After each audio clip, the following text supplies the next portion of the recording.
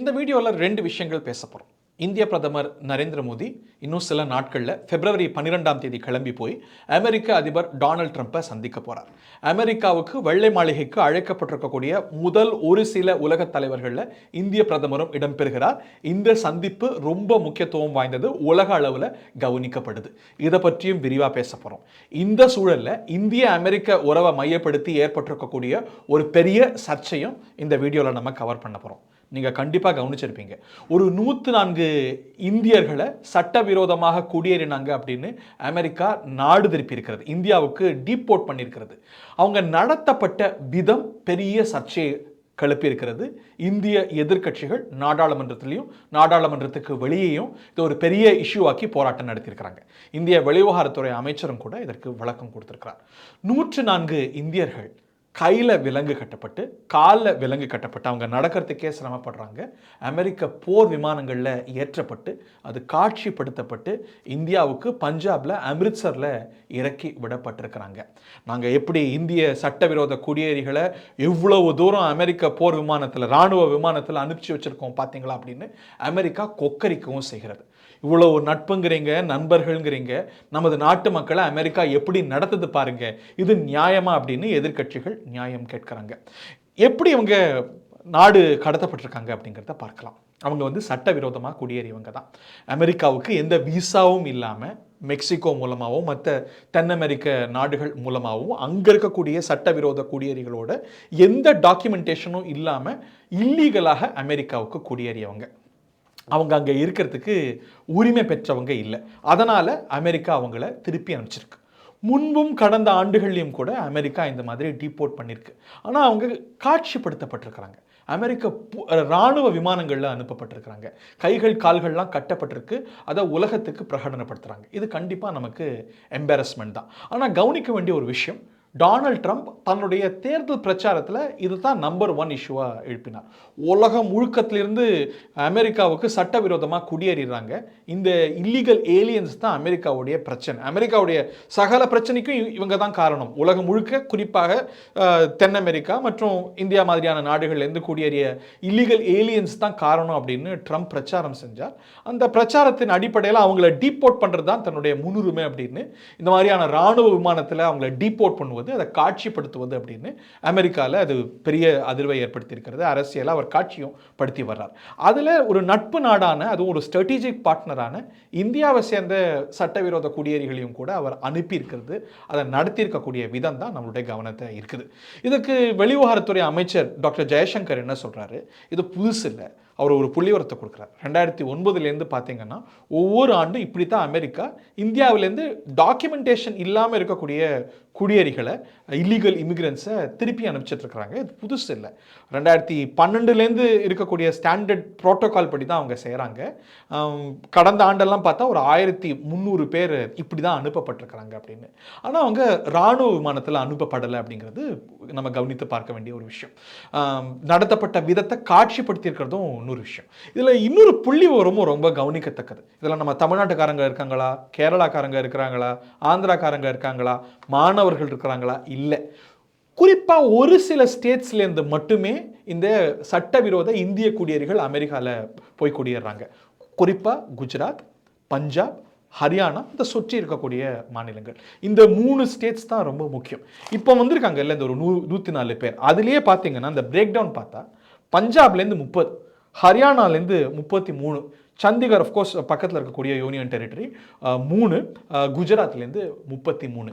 இந்த ஸ்டேட்ஸில் இது ஒரு இண்டஸ்ட்ரியாகவே நடக்குது. அங்கே இளைஞர்கள் படித்து முடித்தவங்க, படித்து முடிக்காதவங்க, இவங்கெல்லாம் அங்கே போய் அமெரிக்காவில், கனடாவில் போய் வேலை பார்க்கணும் அப்படிங்கிறது அங்கே ஒரு ட்ரெண்டாகவே மாறி போக, அங்கே ஒரு இண்டஸ்ட்ரியாகவே இங்கே இந்த ஏஜென்ட்ஸ் எல்லாம் மாறி இங்கேருந்து என்ன பண்ணிடுறாங்க, மெக்சிகோவில் மற்ற தென் அமெரிக்க நாடுகளெல்லாம் போய் அவங்கள சேர்த்துறாங்க. அங்கே இருக்கக்கூடிய ஏஜென்ட்ஸுகளோட இணைச்சி வச்சுறாங்க. அவங்க மெக்சிகோலேருந்து போகக்கூடிய சட்டவிரோத குடியேறிகளோடு சேர்ந்து போய் டங்கி ரூட்டுன்னு சொல்லுவாங்க, அதன் மூலமாக அமெரிக்கா போய் சென்றடைகிறாங்க. இதை நம்ம கிராக் டவுன் பண்ணணும். சட்டவிரோதமாக குடியேறவங்கெல்லாம் நம்ம ஏற்றுக்க முடியாது, அந்த இண்டஸ்ட்ரியை கிராக் டவுன் பண்ணணும் அப்படின்னு டாக்டர் ஜெய்சங்கர் சொல்கிறார். இது ஒரு சமூக பிரச்சனை தான், குறிப்பாக இந்த மாநிலங்களில் இருக்கக்கூடிய பிரச்சனை தான். நம்ம தமிழ்நாட்டிலேருந்தோ இல்லை ஆந்திராலேருந்தோ நிறைய மாணவர்கள் போகிறாங்க, சாஃப்ட்வேர் இன்ஜினியர்ஸ் போகிறாங்க, H1B விசாவில் போகிறாங்க. அவங்களெல்லாம் இப்படி ட்ரம்ப் அரசு திருப்பி நாடு கடத்தலை. அவங்கெல்லாம் லீகலாக விசா வாங்கி போகிறவங்க. விசா இல்லாமல் இல்லீகலாக குடியேறியவங்களை எந்த நாட்டு அரசும் டீபோர்ட் பண்ணும். ஆனால் டீபோர்ட் பண்ணக்கூடிய விதம் அதை அரசியலாக்குவது தான். அதுவும் இந்த நேரம் தான் பெரிய பிரச்சனையாக இருக்கிறது. பிரதமர் நரேந்திர மோடி அமெரிக்காவுக்கு செல்லக்கூடிய நேரத்தில் இது இந்த சர்ச்சை தொடரத்தான் போகுது. இந்த அமெரிக்க விஜயம் ரொம்ப முக்கியத்துவம் பெறுது. அமெரிக்க அதிபர் டொனால்ட் ட்ரம்ப்பை 13ஆம் தேதி வாக்கில் பிரதமர் நரேந்திர மோடி சந்தித்து பேச இருக்கிறார்னு நினைக்கிறேன். டொனால்ட் ட்ரம்ப் அழைத்திருக்கக்கூடிய ஒரு சில முதல் உலகத் தலைவர்களில் பிரதமர் நரேந்திர மோடி இடம்பெற்றிருக்கிறார். பிரதமர் நரேந்திர மோடி டொனால்ட் ட்ரம்ப்பை ஒவ்வொரு முறை கூப்பிடும் போதும் என்னுடைய நண்பர் ட்ரம்ப் அப்படின்னு சொல்லியிருக்கிறார். அந்த நண்பரை அவர் அழைக்கவும் செஞ்சிருக்கிறார் அப்படின்னு பார்க்கிறோம். ட்ரம்ப் யாரெல்லாம் மீண்டும் அதிபரான பிறகு வெள்ளை மாளிகைக்கு முதல்ல அழைச்சிருக்கிறார்னா, முதல்ல அழைத்தது இஸ்ரேலுக்கும் அமெரிக்காவுக்குமான சிறப்பு பந்தம் நமக்கு தெரியும். They are special partners. So Israel பிரதமர் பெஞ்சமின் நெத்தன்யாகு அவரைத்தான் முதல்ல வெள்ளை மாளிகைக்கு அழைச்சிருக்கிறார். காசாவை பற்றி அவர் போட்ட பெரிய அறிவிப்பெல்லாம் நமக்கு தெரியும்.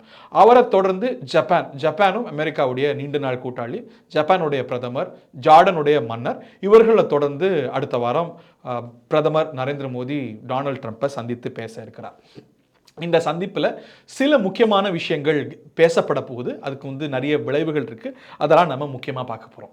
இப்போது மற்ற 3 நாடுகள் சொன்னேன் இல்லையா, இஸ்ரேல் ஆகட்டும், ஜார்டன் ஆகட்டும், ஜப்பான் ஆகட்டும், ஒரு வகையான ஆலைஸ், அமெரிக்காவுடைய கூட்டணிகள். இந்தியாவை பொறுத்த வரைக்கும் நம்ம யாரோடும் கூட்டணி வைக்கிறது கிடையாது. We are never in an alliance with any country. நம்ம நட்பு தான் பாராட்டுவோம், பார்ட்னர்ஸாக இருப்போம், கூட்டணியாக இருக்க மாட்டோம். ஏனென்றால் நமக்கு அப்படின்னு ஒரு தனிச்சையான ஒரு அட்டானமஸ் பாலிசி இருக்குது. ஸோ அதனால் எல்லோருடையும் உறவு கொள்வோம் அப்படிங்கிறது தான் நம்மளுடைய நிலை. ஸோ அமெரிக்க இந்திய உறவு அப்படின்னா நம்ம ஒரு அலையன்ஸ் கிடையாது, ஸ்ட்ராட்டஜிக் பார்ட்னர்ஷிப். இதுதான் இந்திய அமெரிக்க உறவை வர்ணிக்கக்கூடிய ஒரு முக்கியமான பதம். ஸோ இந்த அலைஸை தொடர்ந்து ஒரு ஸ்ட்ராட்டஜிக் பார்ட்னரான இந்திய பிரதமரை அழைக்கிறார். அதுவும் அவருக்கு யாரோடலாம் ஒரு நல்ல உறவு இருக்கும், ஒரு பர்சனல் கெமிஸ்ட்ரி இருக்கோ அவங்கள அழைக்கிறார். அதில் பிரதமர் நரேந்திர மோடியும் இடம்பெற்றிருக்கிறார் அப்படிங்கிறத பார்க்குறோம். 3 நாள் அமெரிக்காவில் இருக்க போகிறார் பிரதமர் நரேந்திர மோடி. அதில் 2 ஃபுல் டேஸ். 12ஆம் தேதி ஃப்ரான்ஸ்லேருந்து ஒரு AI சம்மிட்டை முடிச்சுட்டு பிரதமர் நரேந்திர மோடி போகிறார். அதில் டொனால்ட் ட்ரம்ப்பை வெள்ளை மாளிகையில் சந்திக்கிறதோடு மட்டுமல்லாமல் இந்திய வம்சாவளிகளை சேர்ந்த நிறைய பேர் அமெரிக்காவில் முக்கிய பொறுப்புகளில் டொனால்ட் ட்ரம்ப்பால் நியமிக்கப்பட்டிருக்கிறாங்க இல்லையா. துல்சி கபாட் ஆகட்டும், காஷ் பட்டேல் ஆகட்டும், மற்றும் விவேக் ராமசாமியை கூட சந்திக்க வாய்ப்பு இருக்குது அப்படிங்கிறாங்க. ப்ளஸ் ஈலான் மஸ்க்கும் ட்ரம்ப்புக்கும் அவர் குஜராத் சீஃப் மினிஸ்டராக இருக்கிறதுலேருந்து ஒரு வகையான உறவு இருக்குது. ஸோ ஈலான் மஸ்கெல்லாம் ட்ரம்ப் நிர்வாகத்தில் ஒரு முக்கியமான பொறுப்பு, டோஜ் அப்படிங்கிற ஒரு அமைப்பு, அரசை குறைக்கிறதுக்கான ஒரு பொறுப்பை எடுத்திருக்கிறார். அவரெல்லாம் சந்திக்க போகிறார். ட்ரம்ப்புடைய மிக முக்கியமான சகாவாக உருவாக்கியிருக்கிறார். ஸோ இந்த சந்திப்பில் நிறைய முக்கியமான விஷயங்கள் இடம்பெற போகுது. கடந்த வாரமே ஜனவரி 27 நினைவு இருவரும் தொலைபேசியில் பேசிக்கிட்டாங்க. தொலைபேசியில் பேசும்போதும் கூட ட்ரம்ப் இந்திய உறவோடு, இந்திய பேச்சுவார்த்தையின் போது தான் எதிர்பார்க்கிறதா 2 இனங்களை சொல்கிறார். ஒன்று, அந்த டிஃபென்ஸ் பார்ட்னர்ஷிப், இந்தியாவுக்கு நிறைய அமெரிக்க இராணுவ உபகரணங்கள்லாம் விற்கிறது, மற்றும் இந்த ட்ரேடு சம்பந்தமான விஷயங்களில் அமெரிக்காவுக்கு பாதகமான விஷயங்களை மாற்றுறது. இதுதான் ட்ரம்ப்புக்கு இருக்கக்கூடிய ப்ரையாரிட்டிஸ். நமக்கு நிறைய வாய்ப்புகள் இருக்குது. இந்தியாவுக்கு இந்த சந்திப்பில், இந்த விஜயத்தில் வாய்ப்புகள் இருக்குது, சவால்களும் இருக்குது. நமக்கு இராணுவ தேவைகளுக்கு அமெரிக்காவை நம்ம கடந்த சில ஆண்டுகளாகவே, ரஷ்யாவை நம்ம சோவியத் காலத்திலேருந்து இராணுவ உபகரணங்களுக்கு நம்பியிருந்தாலும் கூட அமெரிக்கா தான் அதிகமான ராணுவ உறவு அப்படிங்கிற வேகமாக வளர உறவு அப்படின்னு. இப்போ வந்து 6th ஜெனரேஷன் ஃபைட்டர் ஜெட்ஸை நம்ம அமெரிக்காலேருந்து வாங்க போகிறோம். அதுக்கான பேச்சுவார்த்தைகள் இடம்பெறலாம். அதில் சில பிரேக் த்ரூஸ் இருக்கலாம். இப்போ வந்து 5th ஜெனரேஷன் தான் இருக்குது. ஒரு ஏஐயோடு சேர்ந்த ஒரு தொழில்நுட்பத்தோடு சேர்ந்த விமானங்கள் மற்றும் மிசைல் சிஸ்டம்ஸ், இன்டெலிஜென்ஸ் ஷேரிங்கில் என்ன கோஆபரேஷனில் என்ன மாதிரியான விஷயங்கள், அன்மேன்ட் சிஸ்டம்ஸ், ட்ரோன் மாதிரியான விஷயங்கள்லாம் நம்முடைய இராணுவ தேவைகளில் அமெரிக்காவை கூடுதலாக நம்பி இருக்கக்கூடிய ஒரு சூழல் இருக்குது. ஸோ அந்த இராணுவ பர்ச்சேசஸில் 2 நாடுகளும் அவங்களுக்கு என்ன நலம், நமக்கு என்ன நலங்கிறத பார்த்து இந்த பேச்சுவார்த்தைகள் இடம்பெற போகுது அப்படிங்கிறத பார்க்குறோம். நமக்கு இந்த இனங்களில் சில சவால்களும் இருக்குது. அவங்க வந்து இந்த உபகரணங்களை நமக்கு விற்கிறாங்களே தவிர இந்த டெக்னாலஜி டிரான்ஸ்ஃபர் அப்படிங்கிறது அங்கேருந்து நமக்கு நடக்கலை. அது ஒரு பெரிய சவால். அதை எப்படி பிரதமர் நரேந்திர மோடி எதிர்கொள்ள போகிறார் அப்படிங்கிறது பார்க்குறோம். இன்டெலிஜென்ஸ் ஷேரிங்கில் நமக்கு நிறைய காமன் த்ரெட்ஸ் இருக்குது அப்படிங்கிறதுனால இதற்கான பொட்டென்ஷியலும் இருக்குது. 2 தேசங்களும் இது சார்ந்து பேச போகிறாங்க. இந்த பேச்சுவார்த்தைகளில் அது இடம்பெற போகுது. இதில் சவாலான சில விஷயங்கள் இருக்குது. இந்த சவால்களை பார்க்கறதுக்கு முன்பாக நமக்கு காமன் இன்ட்ரெஸ்ட் நிறைய இருக்குது. இப்போ குவாட் அப்படிங்கிற அமைப்பில் 2 தேசங்களும் இருக்கும். இந்த காமன் இன்ட்ரெஸ்ட் அப்படின்னா என்ன? இந்த இண்டோ பெசிபிக் ரீஜன், இந்த பகுதியில் இண்டோ பெசிபிக்ல சைனா ஒரு பெரிய சவாலாக இந்தியாவுக்கும் உருவாயிருக்கு, அமெரிக்காவுக்கும் உருவாயிருக்கு. இந்த சவாலை எப்படி எதிர்கொள்ள போகிறோம் அப்படிங்கிறது பேசப்படும். வெளியில் அது அதிகமாக சொல்லப்படாது. ரெண்டுத்தையும் முக்கியமாக கவனிக்கப்பட வேண்டிய விஷயங்களாக நம்ம பார்க்குறோம். குவாட் அப்படிங்கிற ஒரு அமைப்பு, இந்த குவாட் அப்படிங்கிறது இந்தியா, ஜப்பான், அமெரிக்கா, ஆஸ்திரேலியா இந்த 4 நாடுகளும் சேர்ந்த கூட்டமைப்பு. இதற்கு வெளியில் சொல்லப்பட்ட காரணங்கள் நிறைய என்றாலும் கூட ரொம்ப முக்கியமானது சீன சவாலை கையாளுவது தான். இப்போது இது ஃபாரின் மினிஸ்டர் லெவலில் இது உயர்த்தப்பட்டது ட்ரம்ப்புடைய ஆட்சி காலத்தில். இதனது டெலிகேஷன். அதுக்கு பிறகு பைடன் அது இன்னும் பிரசிடென்ட் பிரைம் மினிஸ்டர் லெவலில் இந்த பேச்சுவார்த்தையை உயர்த்தினார். அதை எப்படி வலுப்படுத்துவது, இந்த குவாட் அமைப்பை எப்படி வலுப்படுத்துவது அப்படிங்கிறது முக்கியமாக இடம்பெறும். இதில் பேசப்படாத காம்பனன்ட் என்னன்னா சீன சவாலை எப்படி எதிர்கொள்வது அப்படிங்கிறது தான் இந்த குவாடோடைய ஒரு காமன் இன்ட்ரெஸ்ட் அப்படிங்கிறத நம்ம பார்க்கிறோம். ரொம்ப பெரிய சவால் இந்தியாவுக்கு ட்ரம்ப் நிர்வாகத்தில் என்ன அப்படின்னா வர்த்தகம். வர்த்தகம் வந்து இந்திய அமெரிக்க வர்த்தகம் இந்தியாவுக்கு சாதகமாகத்தான் இருக்கு. அது ட்ரம்ப்புக்கு பிடிக்கல. அது மாறணும், அவங்களுக்கு சாதகமாக கொஞ்சமாவது மாறணும் அப்படிங்கிறது தான் ட்ரம்ப்புடைய அணுகுமுறையாக இருக்கிறது. ஸோ நம்ம பார்த்தோம்னா நம்ம முக்கியமான இந்தியாவுடைய பிரதானமான ட்ரேடிங் பார்ட்னராக அமெரிக்கா இருக்கிறது. அமெரிக்காவோடு ட்ரேடு சர்ப்ளஸ் இருக்கிறது. நமக்கு சாதகமாக அந்த வர்த்தகம், அமெரிக்க இந்திய வர்த்தகம் அப்படிங்கிறது இந்தியாவுக்கு சாதகமாக இருக்கிறது. அதே வேளையில் பார்க்கும்போது இந்திய சீன வர்த்தகம் அப்படிங்கிறது சீனாவுக்கு சாதகமாகவும் நமக்கு பாதகமாகவும் இருக்கிறது. அதாவது இந்தியாவுக்கு டெபிசிட் இருக்குது. ட்ரம்ப் என்ன சொல்கிறார், நீங்கள் சைனாவோட எப்படி அணுகிறீங்க, எவ்வளோ பாதகமாக இருக்குது. ஆனால் அமெரிக்கா பாருங்கள், அமெரிக்க இந்திய வர்த்தக உறவு அப்படின்னு பார்த்தா உங்களுக்கு ரொம்ப சாதகமாக இருக்கிறது.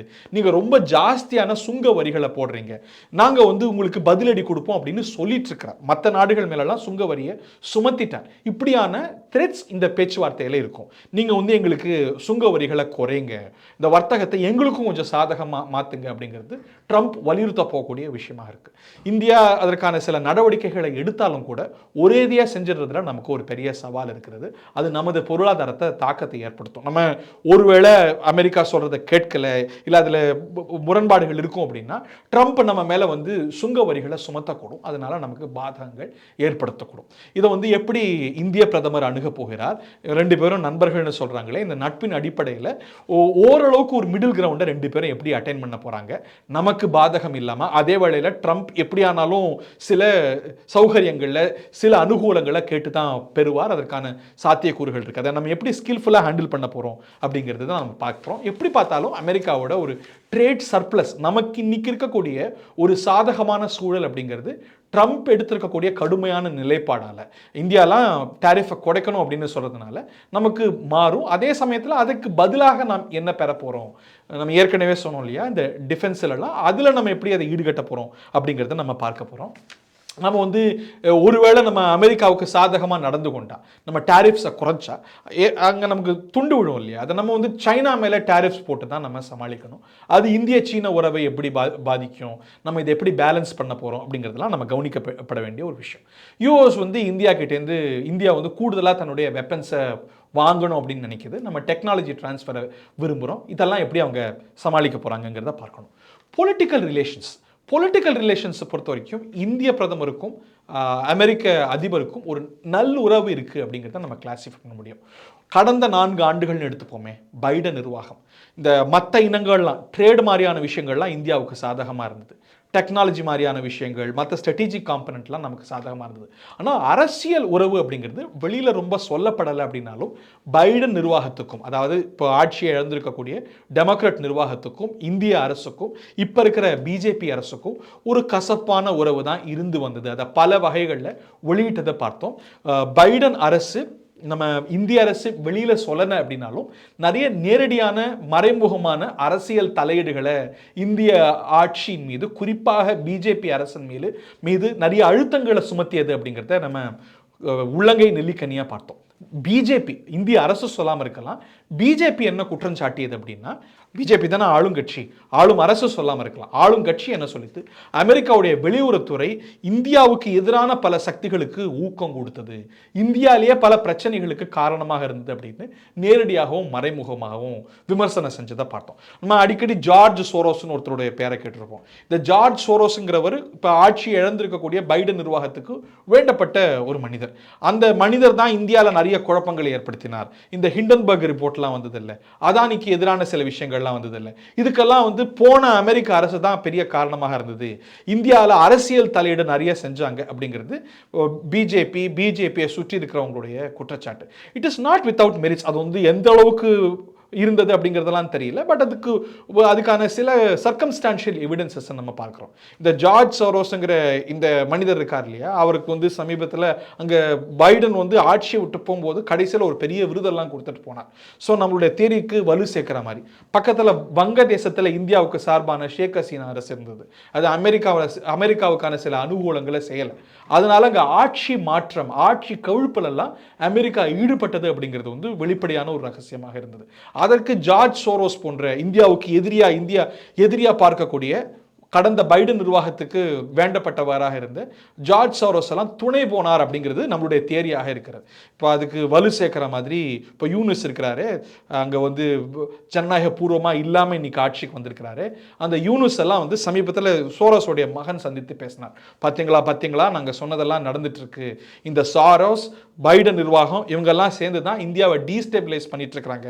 அடிக்கடி பாராளுமன்றத்துக்கு கூட்டத்தொடருக்கு முன்னாடிலாம் அடிக்கடி ரிப்போர்ட் வரும்ல, இதெல்லாம் அமெரிக்க சதி அப்படின்னு இந்தியாவில் இருக்கக்கூடிய வலதுசாரிகள், அவங்கள சார்ந்தவங்க, அந்த அறிவுஜீவிகள்லாம் தொடர்ந்து சொல்லி வர விஷயம். இதில் எவ்வளவு உண்மை எவ்வளவு மிகைன்னு நமக்கு தெரியாது. பட் இந்த ஒரு தியரி வலுப்பெறுது.